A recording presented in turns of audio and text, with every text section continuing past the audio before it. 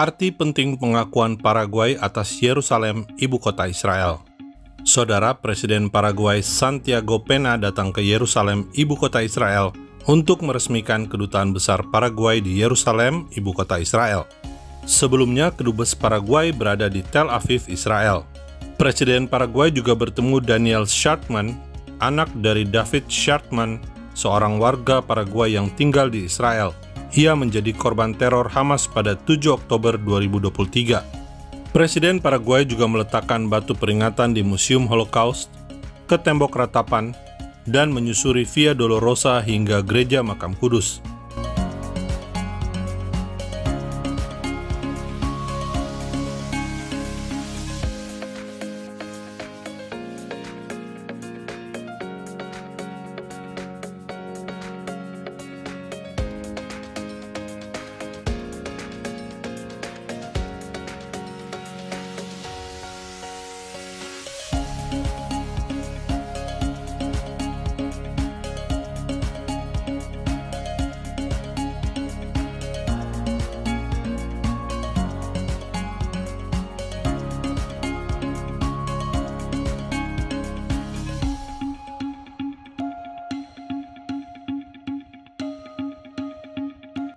Saat peresmian kedubes Paraguay, Perdana Menteri Israel Benjamin Netanyahu meletakkan mezuzah di pintu kedubes.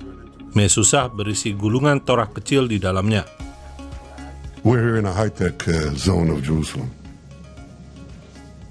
Israel is a powerhouse of technology and innovation. We have common interest. President Peña is a man of economy. He understands all the potential. But when you look around here, this is the product of the free market revolution that we introduced here. And if you came here a few years ago, there was nothing.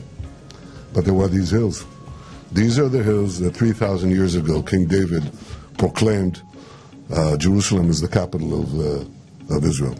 The national anthem that we just heard talks about the dream of the people for about 2,000 years to come back to Jerusalem and reestablish Zion, our national home, our sovereignty, our country. And this was seen as an impossible thing. It was impossible. We're tiny people, exiled from our land. Now, many people were exiled from their lands in history. Most of them disappeared. Nearly all of them disappeared. But we refused to disappear. And we had that binding faith and that prayer and that desire to come back to Jerusalem. So Jews around the world and their various diasporas, they said, next year in Jerusalem, next year in Jerusalem. And we came back. First in small numbers, then in greater numbers. Then we had to fight to survive as the diasporas were being erased by those who seek to wipe out the Jewish people. They keep changing, but it's a constant phenomenon. But what happened when we established our capital and our country and our army was that we could fight back. We're not just fighting back for our own values, we're fighting back for the values of civilization against barbarism. But there was, as you pointed out in your great speech yesterday, there is a basic sympathy between our people and the people of Paraguay. And you have to know the history of Paraguay to understand why it's so common. Because you too are small people. You too are beset by great powers. You too suffered the specter of annihilation. We underwent the Holocaust. You underwent a massive massacre. But you didn't lose faith. You didn't disappear.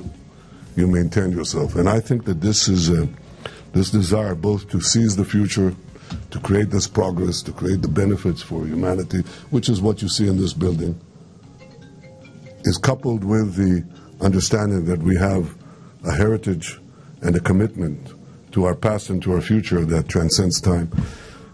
I think the story of Israel, which is represented here by this embassy, is that we have this eternal capital for 3,000 years, and it wasn't the capital of anyone else, and it is the correction of a historical distortion, which is amazing. You recognize the truth here. Jerusalem is Israel's capital.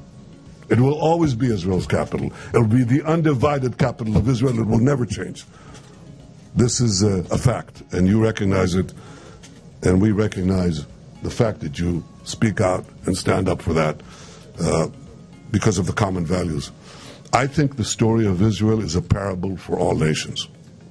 Because if the Jewish people were able to not merely survive, but to ford the torrential river between annihilation and salvation, to reconstitute our life here, to rebuild our capital, to be a thriving power and a thriving innovator for humanity, this means that there is hope for all nations on the world.